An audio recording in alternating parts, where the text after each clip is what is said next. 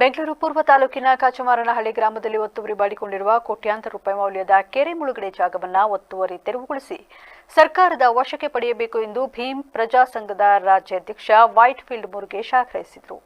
ಪೂರ್ವ ತಾಲೂಕಿನ ವರ್ತೂರು ಹೋಬಳಿಯ ಕಾಚಮಾರನಹಳ್ಳಿ ಗ್ರಾಮದ ಸರ್ವೆ ನಂಬರ್ 74ರಲ್ಲಿರುವ ಕೆರೆ ಮುಳುಗಡೆಯ 2 ಎಕರೆ ಜಾಗವನ್ನು ಬಲಾಢ್ಯರು ನಕಲಿ ದಾಖಲೆ ಸೃಷ್ಟಿಸಿ ಕೆರೆ ನೀರು ಮುಳುಗಡೆಯ ಒತ್ತುವರಿ ಮಾಡಿಕೊಂಡು ಘನತ್ಯಾಜ್ಯ ವಸ್ತುಗಳನ್ನು ವಿಲೇವಾರಿ ಮಾಡುವ ಕಾರ್ಯ ನಡೆಸಲಾಗುತ್ತಿದೆ.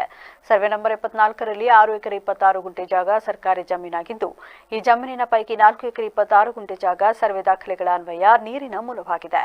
ಸದರಿ ಜಮೀನನ್ನ ಆಕಾರ್ ಬಂದ್ನಲ್ಲಿ 5B ಕಾಲಂನಲ್ಲಿ ಇಡಲಾಗಿದೆ. ಅಲ್ಲದೆ ಗ್ರಾಮ ನಕಾಶೆಯಲ್ಲಿ ಕೆರೆ ಎಂದು ನಮೂದಿಸಲಾಗಿದೆ. 4 ಎಕರೆ 26 ಗುಂಟೆ ಜಮೀನಿನಲ್ಲಿ ಕೆರೆ ಅಭಿವೃದ್ಧಿಗೊಂಡಿದೆ. ಉಳಿದ 2 ಎಕರೆ ಜಮೀನು ಒತ್ತುವರಿಯಾಗಿದೆ ಎಂದು ದೂರಿದರು. ತೇಗ್ತಾ ಇದ್ದಾರೆ.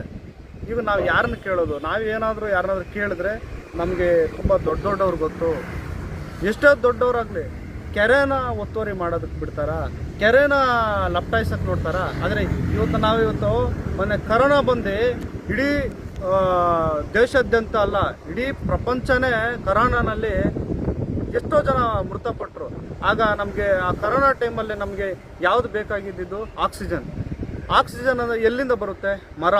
ಆ ಮರಕ್ಕೆ ನೀರು ಹೋದ್ರೆ ತಾನೆ ಆ ನೀರು ಕೊಡುವಂಥ ಕೆರೆನೇ ಇವರು ಮುಚ್ತವ್ರಂದ್ರೆ ಇನ್ನು ಯಾವ ರೀತಿ ಅಂತ ನಮ್ಗೆ ಗೊತ್ತಾಗ್ತಲ್ಲ. ಇದು ಎಲ್ಲಿ ತಪ್ಪಾಗೈತಂದರೆ, ಈಗ ಯಾರಾದರೂ ರಸ್ತೆನಲ್ಲಿ ಹೋಗೋರು ಈ ದಾಖಲೆ ಸೃಷ್ಟಿ ಮಾಡ್ತಾರ? ಈ ದಾಖಲೆ ಸೃಷ್ಟಿ ಮಾಡಿರೋದು ಅಧಿಕಾರಿಗಳಿಲ್ಲ ಇಲ್ಲ ಅಂದರೆ ದಾಖಲೆ ಹೆಂಗೆ ಸೃಷ್ಟಿ ಮಾಡ್ತಾರೆ?